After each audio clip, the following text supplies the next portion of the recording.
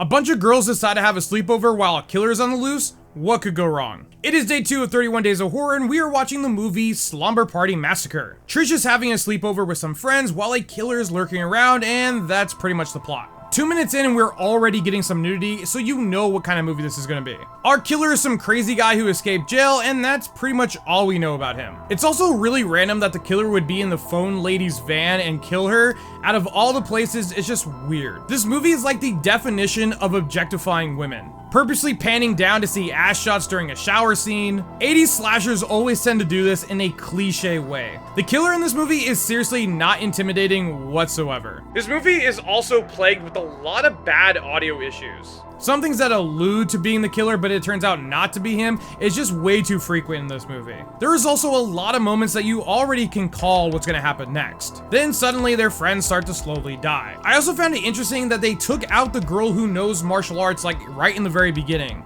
I wasn't expecting that, and it's kind of odd that they would even show her have that skill for her to never use it against the killer. When the group finally does see the first dead body, they act so calm for seeing someone dead. It's really weird.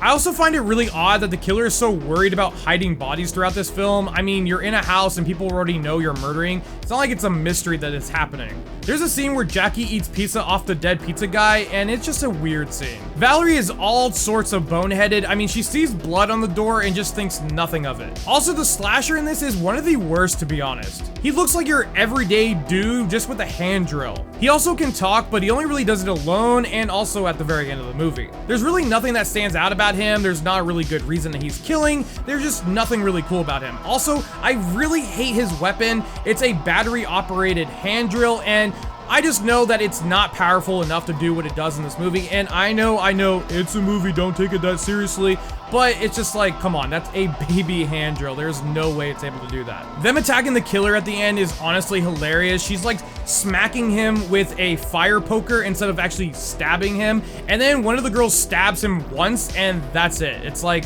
girl, keep on going, he's not dead.